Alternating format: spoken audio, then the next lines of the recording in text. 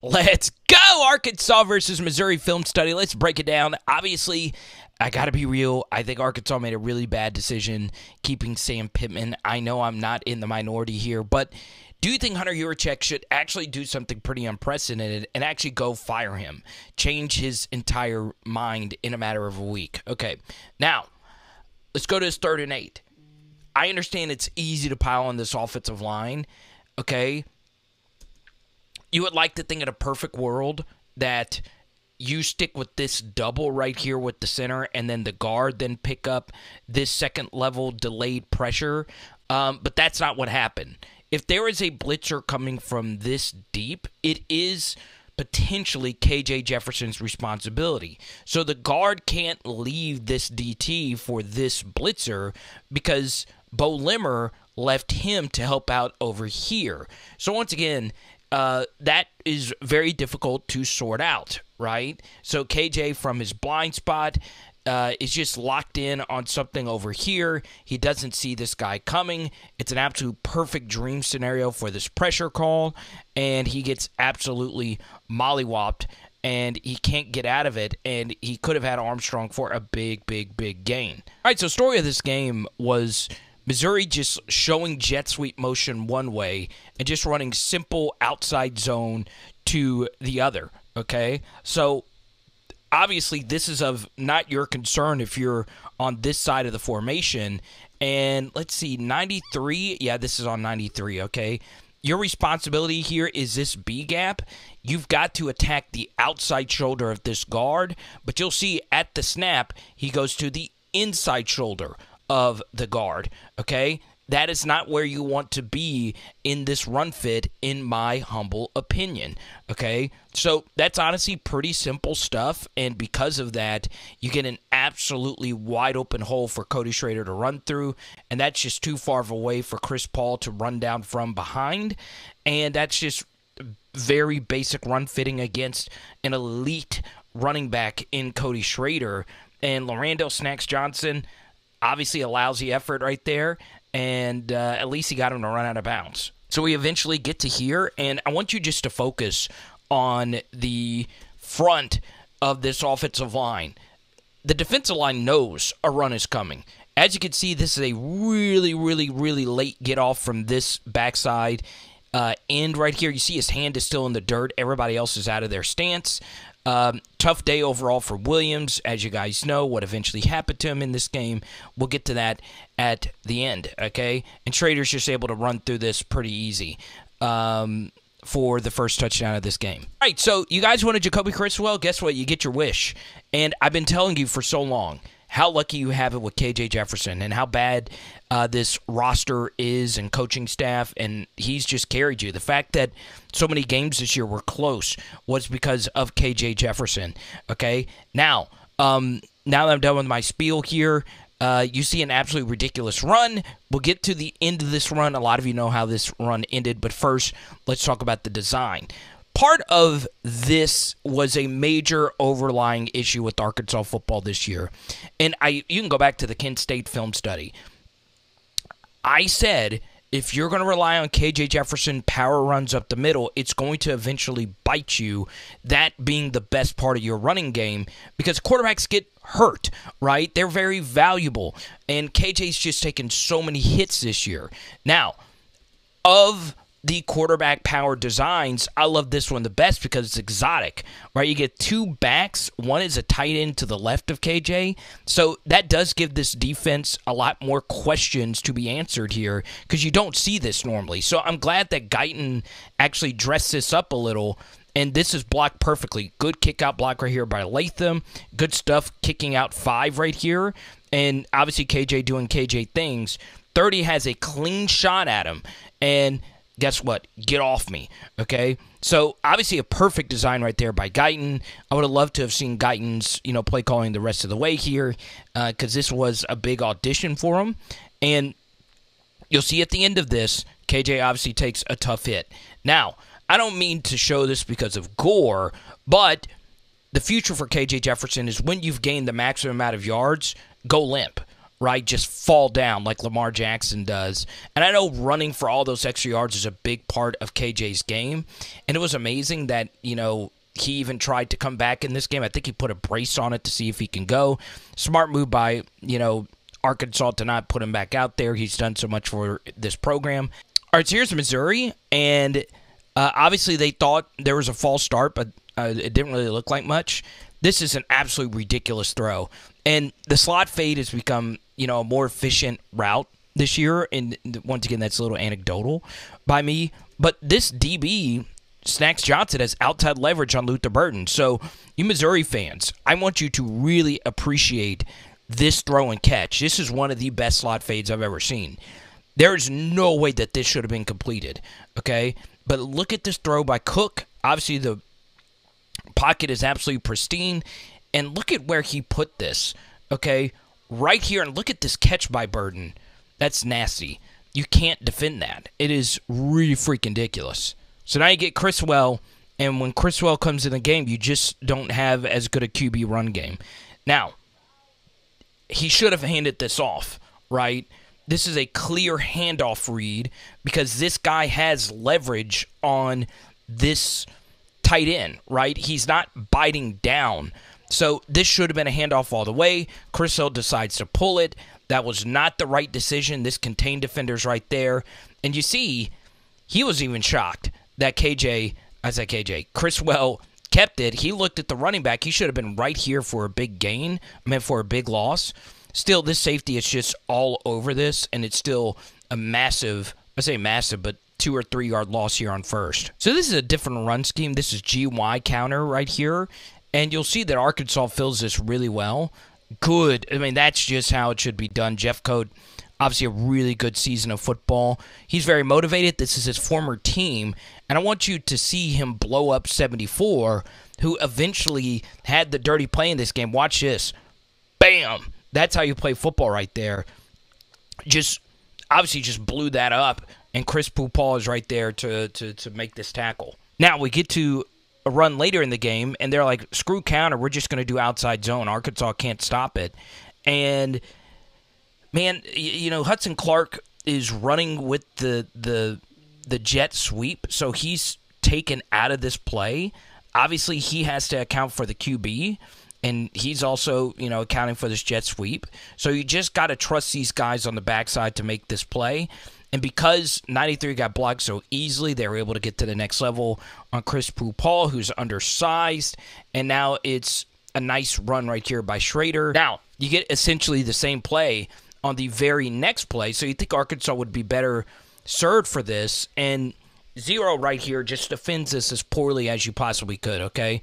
When you're seeing an outside zone team like this, if you're the edge setter, you want to get as far this way as you possibly can. We want to box this zone back inside. We don't want to let this keep drifting towards the sideline unless you're just stalemating this guy flat, right?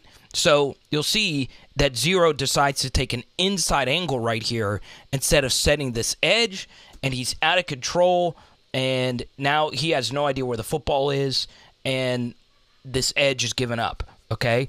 And because he goes to the inside, it makes it easier for this offensive lineman to get to here and this offensive or this tight end to get to the next level, all right? So that's why setting that edge is so important in the run game.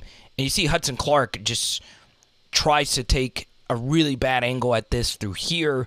I would prefer him to stay flat to defend against the explosive play. Corner's kicked out of the club right here, and now it's just off to the races. Okay, I know some of you are going to ask, well, why isn't this a holding call? They'll let you get away with it if it's inside the chest plate, and it really wasn't much of a hold. Singletary has just been a major disappointment, and now it's Schrader off to the races. Good hustle right here by Lorando Snacks Johnson to make the touchdown-saving tackle, but it's just very soft and bad run defense. All right, so I promise you we'll get to the fight a little bit later, but I just want to show you the physicality of this Missouri front. This is something I've seen a lot of SEC teams do, line their guys way off the football. I don't quite get it, right? I can understand, I guess, I really can't understand it. Like, it just doesn't seem like it's been all that effective. I just think in that case, and what I mean by lining off the ball, instead of being on the ball, you're about a yard off of it, right? You can see this edge player is actually a half a yard closer than the defensive lineman, and I just think it causes you to catch blocks, right? And 74 pulls around here. It's a little fake jet sweep to Luther Burton, and Cook just has to run this in. Landon Jackson sealed to the inside. 74, who should have been kicked out for starting the fight, is still in the game, and it's an easy touchdown. So Cook shushes the crowd. Was there any crowd to even shush, is my question. Missouri is such a good football team, man. Before we get to the protection where things broke down, we don't see where the safety is on this go route by Isaiah Satania. As you can see, he gets knocked off his route, but he's straight head up right here. Is he open? It's impossible for me to see. I got to see where the safety was. The other thing, though, is Armstrong does get open on this 3rd and 7, and this is an easy completion if Criswell had time. And you could see he's looking to the right side. It's impossible to really see if he's looking at Satania or Armstrong, but this is a huge first down right here to give the defense a break. So this is a story of Arkansas season. This is beautifully done by Bo Limmer, okay? He's probably the one calling the protections, okay?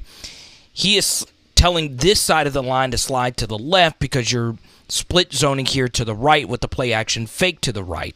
So he's got to step left to pick up any potential twisters. There's 3 guys over here, and at the snap, obviously it's a play action fake to the right, and Johnson's also stepping to the right, okay? So everything is picked up here on the right side. Let's bring it back to the left, okay? What happens here to the left is there is a twist stunt.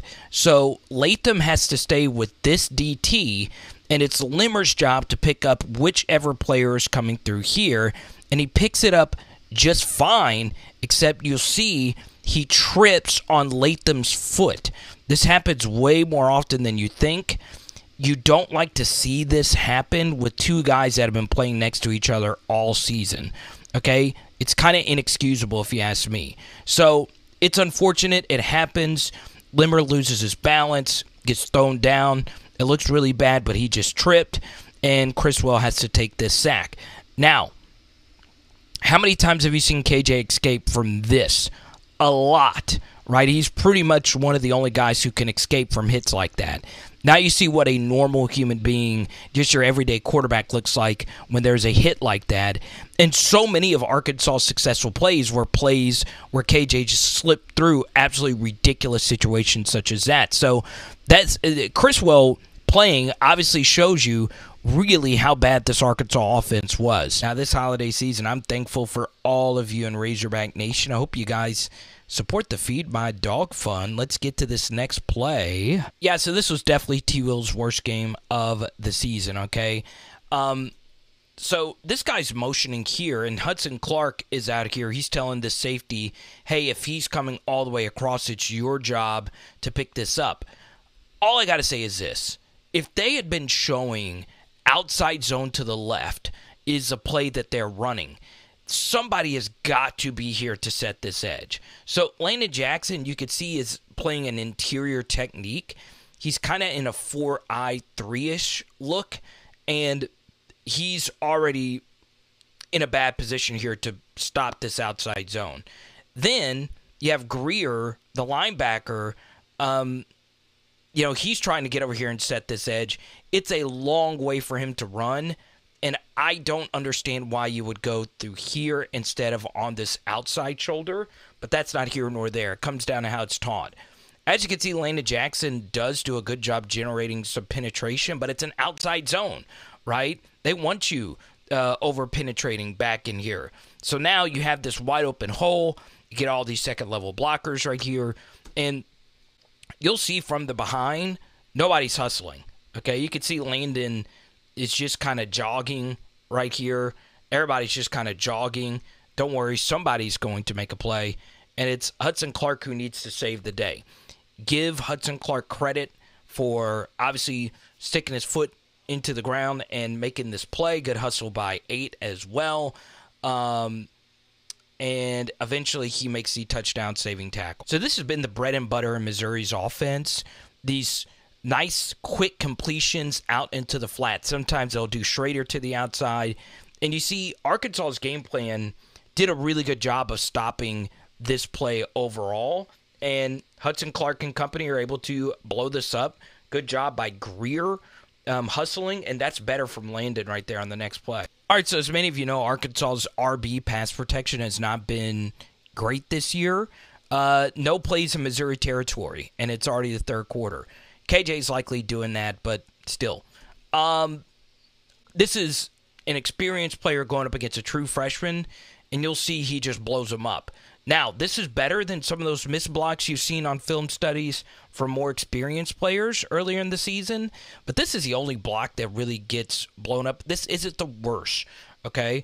Now, if you're the quarterback, you have got to help this running back out and step up into this, okay? This is a good pocket to step up into.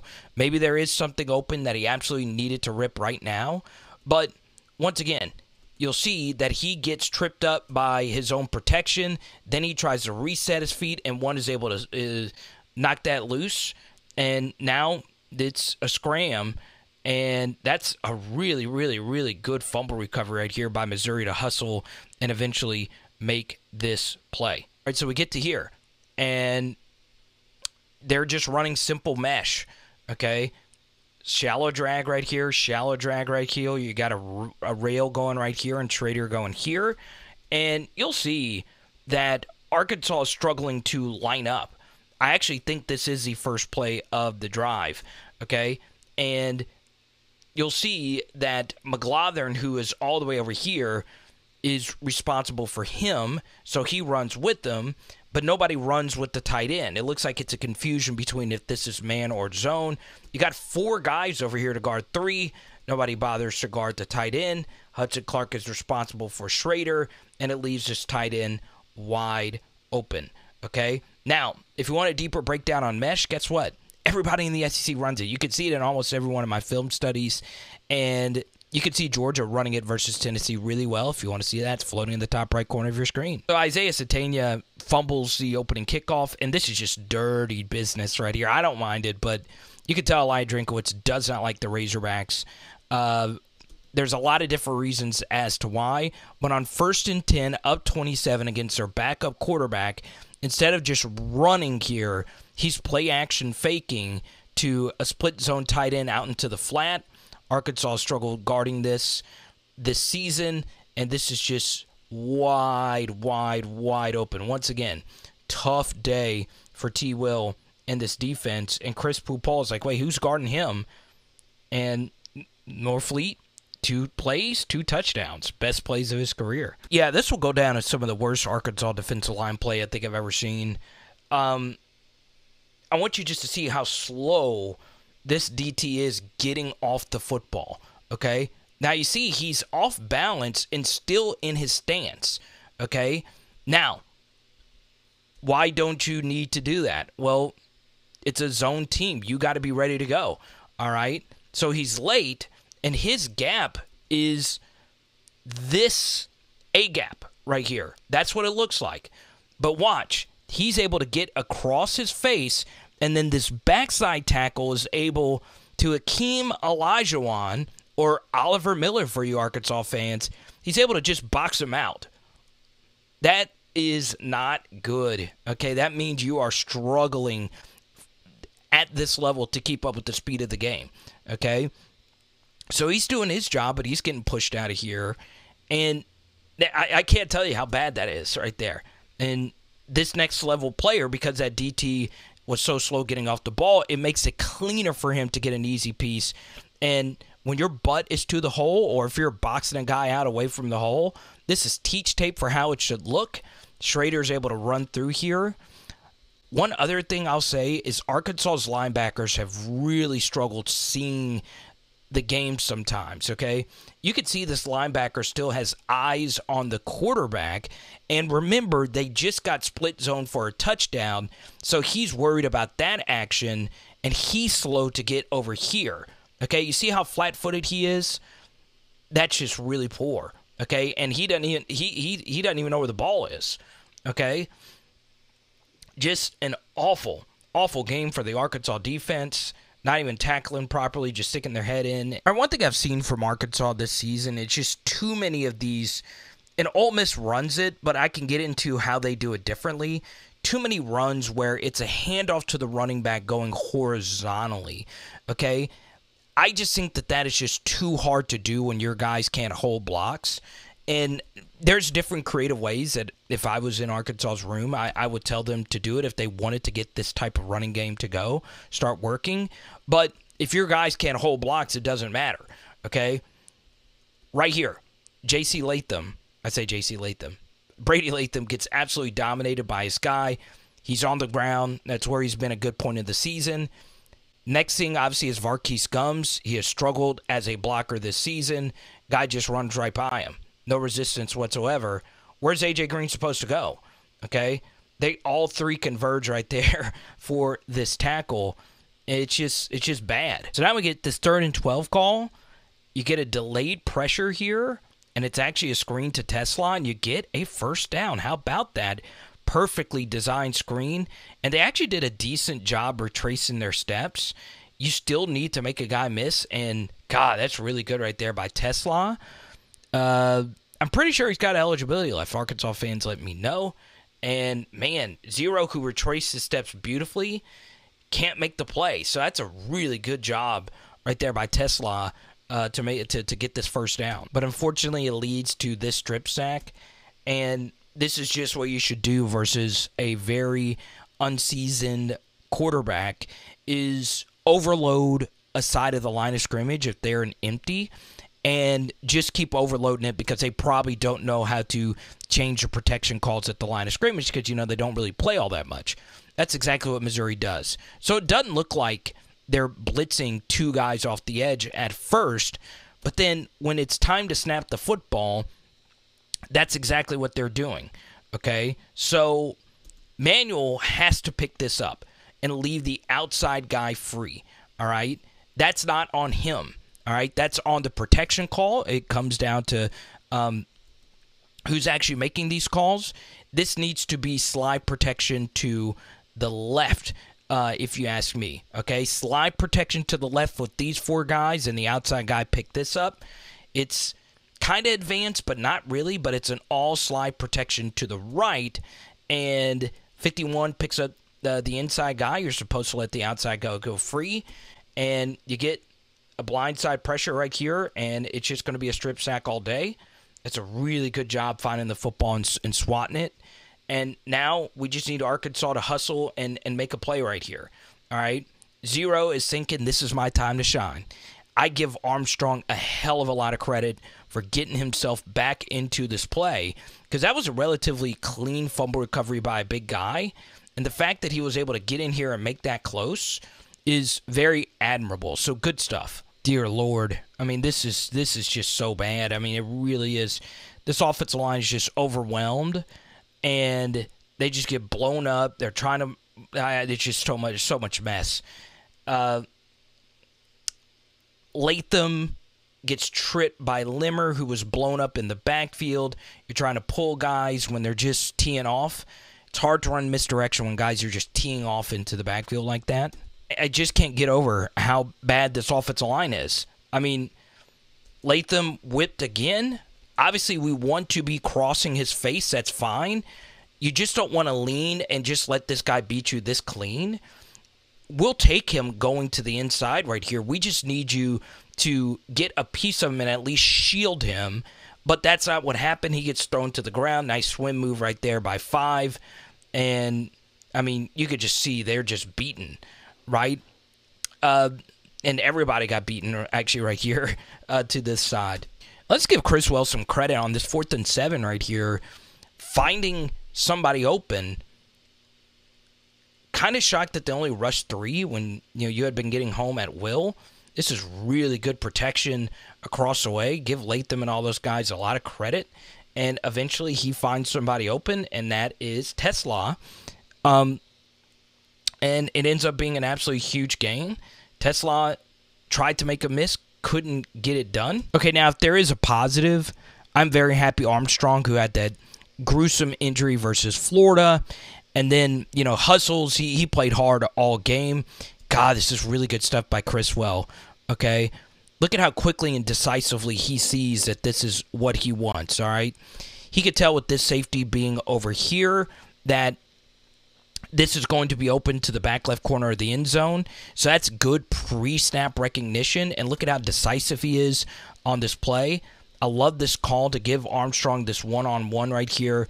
And Criswell sees it immediately. That's really good decisive quarterback play. And young quarterbacks struggle with the fade, right? I know he's not young in terms of seasons, but he hadn't played a whole lot. He threw that ball absolutely perfect, and I'm glad Armstrong gets the benefit of that. Alrighty, y'all gotta let me know if you want Arkansas film studies throughout this offseason, because, look, I'll keep pumping out the content if you guys keep watching. I know a lot of you are very concerned about the next OC hire. He would be very happy with this offensive line rep. This is really well blocked from the offensive line, and you're able to get Dominique Johnson through here. I don't understand the baggy undershirt thing. If I was a coach, I would not let my skill guys wear baggy undershirts. Dominique Johnson does get a really good run right here, and obviously it is off to the races. And you'll also see at the end of this run, he makes a nice little cut. He's able to stay up. Nasty stuff, Dominique. Look at this. Okay. Oh, God bless. That's good stuff. And obviously not the season that he was hoping for coming off an injury last year. But a really good job blocking down the field, and a good job him just keeping on going. I know it's 41-7, and the defense is just kind of, out there. But still, I think this is Isaiah's first touchdown, and he does do a nice stiff arm. The play design is what gets this going. Okay, it's a nice little handoff here to the right side, and all you have to do is beat this player right here, and he does just that. And he's got all. I mean, I would hope he would be able to beat that corner after that bad angle, and then he points at him. Okay, this is the scoreboard right here. Okay, I don't know how many times I've seen someone point down 34. Once again, this is on Pitt, right? This is on the head coach. You got to let your players know that it's probably not a good look, and you get the little Des Bryant celebration as well. Down 34. But I get it. First touchdown. Enjoy it, young man. Huh? And I'm going to give this lady, whoever you are, okay? Is this Tina in Fordyce? I don't know. She looks like a Tina from Fordyce. I don't know. Shout out Red Bug Nation. I like him a lot. I do. I really, really, really do. Out of Florida, I loved his size profile, his speed profile, all those things. And Arkansas is going to need to re-recruit him, and maybe he could be an RB1, more than likely an RB2 next season. Their backup quarterback's in. Isaiah Pete is actually a really good backup running back to Cody Schrader. So you're going up against someone really good right here. This is a guy who started all the chaos, and he doesn't make the tackle. So there you go. Man, that is just a not great tackle right here. Catches him, doesn't actually ride him out of bounds, and he's taking you for a ride for 5, 6, 7. You see, this should be. I understand it's a blowout and you're just trying to preserve your body. This needs to be taken out at least right here, okay? But he rides you upfield for an extra 5, 6, 7, 8, 9 yards right there. Missouri, really good football program. As you can see, I mean, it's amazing what Eli Drinkwitz is done with this group, and they're going to get a New Year's Six Bowl. Man, it's really, really, really impressive. And they're recruiting, It's potentially going to get better. The thing about getting beat like this is Arkansas and Missouri are after the same recruits. It's not quite apples to apples. They're not always recruiting the same kind of players from the same types of regions, but it's somewhat similar, right?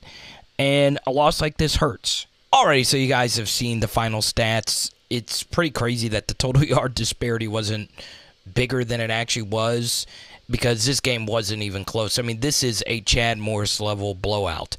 And the first thing about this play is Arkansas is just getting absolutely mollywopped up front. I mean, that is some nasty movement right there. Okay, so where the fight actually took place is Williams, who I think is from Arkansas, gets absolutely slammed to the ground right here. The play before it, number 6, Morgan, had a late hit out of bounds to keep this drive alive. So Missouri should be kicking a field goal, but Morgan, who's an experienced player, decided to be selfish and go for a kill shot when the QB was clearly out of bounds. And obviously their offensive line is still fired up after that. He might have gotten the wrong person. So I don't even think 74 got kicked out of this game. He goes for the kick. Morgan comes in and hits him. And I've always noticed this when some football players fight. They'll go hit somebody, and then, Malik Keith did this at Mississippi State. They'll just get away from the action and not actually want any of the smoke. So Morgan acted like he was going back in, and then he just never even got back into it. He just kind of floated out here while everyone else, actually got in there. Okay? So obviously there was a lot going on here. So here's what I'm going to do. Okay? I feel like I know a decent amount about football. I'm obviously not as smart as these coaches. I'll tell you this. There's not many athletic administrators that know ball. I feel like Hunter Yurachek probably knows the ins and outs of football, maybe as well as I do, maybe even better. But you don't need to know football to know what this ugly sequence of events told you about this football team. Now think about this, okay? Morgan, who's an experienced player, is the one who extended this drive, all right? Arkansas, in this spot, all right, they know going into this quote-unquote rivalry game that this is their final game together as a band of brothers, okay? And earlier this week, they received a message from the head of the head man, Hunter Yurachek, that Sam Pittman is going to be back next year, okay? Now, last year, Texas A&M was in a very similar spot, going up against an LSU team that overachieved, and because it was their final game of the season, they were at home, they really bonded together and played like a championship-level team and blew LSU out of the water in a forced rivalry kind of spot, right? Obviously, Arkansas didn't do this at all, and this is the second time in 3 weeks that they have been blown out by an SEC team on their home turf. Okay? Now, think about that.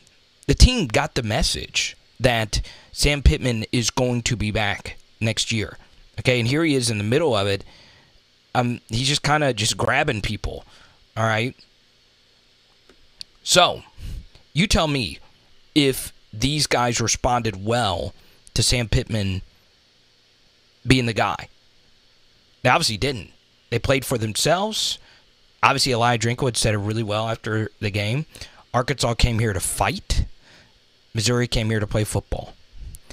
And the fact that this happened is a sign that Sam Pittman is not the guy, right? You've seen the actual football. It's not good. The lines are bad on both sides of the line of scrimmage. The skill position talent is lacking. The coordinator hires. You made a good one on the defensive side of the football. He made a really bad one on the offensive side of the football. And Sam Pittman said, hey, I'm going to have a guy by the next week.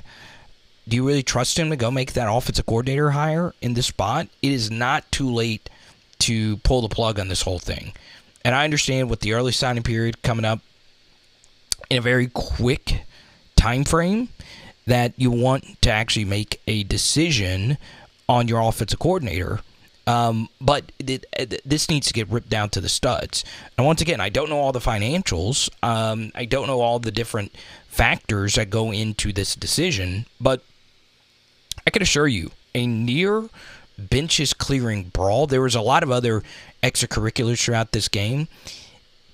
He shouldn't be the head coach of the football team. Comment down below. Let me know what you guys think about today's film study, if you agree or disagree with me. But the fact that they didn't really play inspired at all, the writing's right there for you, Hunter. You gotta take that message. You gotta take what the fans are actually telling you. Man, I just don't know how excited fans are even going to be about ball next year. Now, I will say, I do think the schedule does have its good points, if you will. So, let me know what you guys think. It is Power Hour SEC. Boom! Appreciate all your donations, all that good stuff. And tonight, we're doing some gobble gobble. Let's go.